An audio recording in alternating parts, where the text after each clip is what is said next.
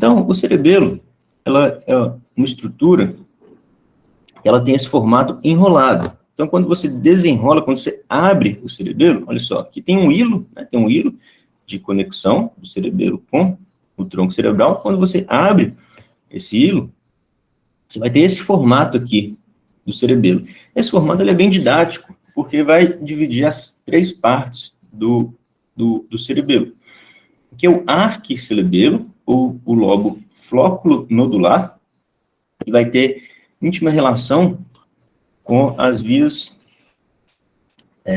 vestibulares, tá certo? Então, você pode perceber, quando a gente estiver falando de tronco, o núcleo vestibular, ele está logo aqui no assoalho do quarto ventrículo, então está em íntimo contato com o lobo nódulo flocular, com o arquicerebelo. Então, vai ter as vias vestibulares, tá? As vias de equilíbrio. O palio-cerebelo vai ser o lobo anterior, que é esse daqui. Quando ele dobra, ele fica aqui, anteriormente, né? Só que mais superior, enquanto o arquicerebelo, o lobo flóculo nodular, fica anteriormente também, só que mais inferior. Tá? O que separa, então, o lobo anterior do lobo posterior vai ser, então, essa fissura primária, certo? A relação do lobo anterior, ou do palio-cerebelo, vai ser com a medula espinhal. Então, vai receber a aferência das vias de propriocepção inconsciente, tá? Que a gente não falou ontem, mas existem duas vias de propriocepção inconsciente, espinocerebelares, que vão fazer conexão aqui. Enquanto a maior parte do cerebelo, que vai ser todo esse lobo posterior, que vai ser o neocerebelo, vai fazer conexão, então, com o córtex, certo? Então, o cerebelo, ele vai ser dividido em folhas e fissuras, tá? Diferente do cérebro, a gente não consegue, né, dar nome para todas as folhas, tá? A gente vai dar nome para um conjunto de folhas que a gente chama de lóbulos, tá bom? Ele também vai ter substância cinzenta na sua periferia, substância branca no seu interior, e também vai ter alguns núcleos de substância cinzenta. Dentre os núcleos, a gente tem o núcleo fastigial, núcleo globoso, núcleo emboliforme, e o principal deles é o núcleo denteado. O núcleo denteado vai emitir as suas fibras, sua eferência, né? Então, a eferência do cerebelo vai ser pelo pedúnculo cerebelar superior. Já vou mostrar para vocês. Então, o denteado vai emitir suas fibras pelo pedúnculo cerebelar superior. Então, o que é importante aqui dos lóbulos do cerebelo? Eu não acho que tem que saber todos, principalmente no terceiro período, tá? Mas a gente tem que entender que o cerebelo vai ter uma face superior, ou tentorial, que vai estar em íntimo contato com a tenda do cerebelo, uma face inferior, ou suboccipital, que vai estar em íntimo contato com o osso occipital, e uma face anterior, que eu vou mostrar no próximo slide, que é a face petrosa, que está em íntimo contato com a parte petrosa do osso temporal. Então, a divisão aqui do lobo anterior, né, do palio-cerebelo, para o lobo posterior, para o neocerebelo, vai ser a fissura primária. E esses lóbulos aqui, então, do palio-cerebelo, aqui no vermes, que é a estrutura na linha média, essa parte mais alta do cerebelo vai chamar de cúmen. E a gente vai ver que como o cerebelo encaixa na tenda do cerebelo, tem um formato de uma montanha. Olha assim. O cerebelo é assim. Essa parte mais alta aqui é o cúmen, tá? Igual o cúmen de uma montanha. E esse lóbulo aqui, por ser quadradinho, chama de lóbulo quadrangular. Esse daqui vocês têm que saber,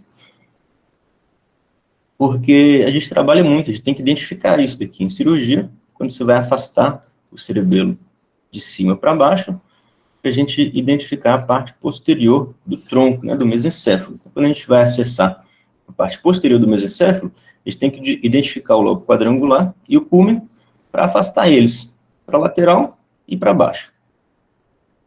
Na face suboccipital, o O que é importante? O que vocês têm que saber? Então, a estrutura importante da face suboccipital são as tonsilas cerebelares, que são essas duas daqui, as tonsilas, e a úvula. Entre as tonsilas e a úvula, a gente tem um grande recesso, que a gente também vai usar desse recesso, a gente vai dissecar aqui entre os dois para acessar o quarto ventrículo. Vou mostrar mais para frente.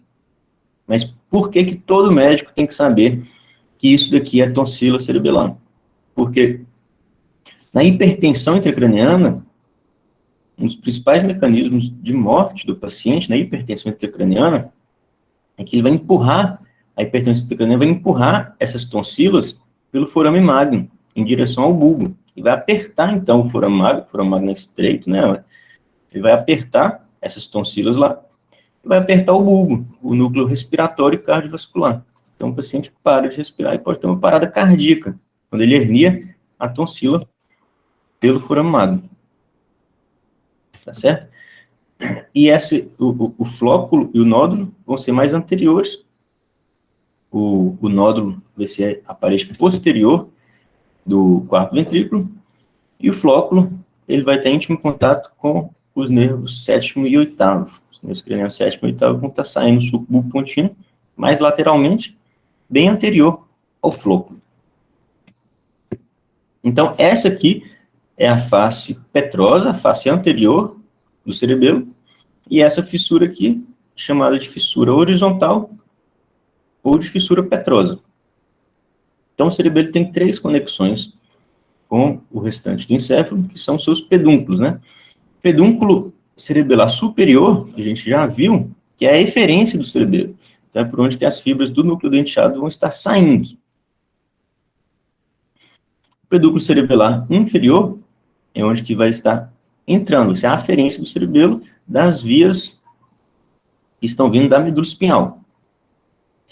E o principal pedúnculo, o pedúnculo cerebelar médio, também chamado de braço da ponte, que vai receber as fibras pontocerebelares, da via córtico-ponto-cerebelar.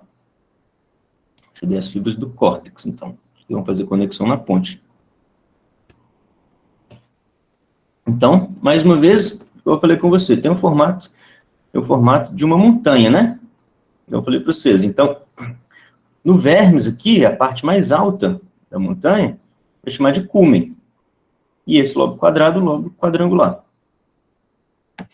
Tá certo? Aqui na face petrosa, a face anterior, tem a fissura petrosa, a fissura horizontal, que ela vai levar a gente direto em direção ao flóculo e ao braço da ponte, que é o pedúnculo cerebelar médio. Eu falei com vocês, logo anterior ao flóculo, no sulco bulbopontino, vai estar saindo o sétimo e o oitavo. Então, em cirurgia, a gente entra por aqui, olha, anterior à face petrosa do cerebelo, e quando a gente identifica o flóculo e 2 nervinhos saindo na frente do flóculo, a gente sabe que esses nervos, eles são o sétimo e o oitavo.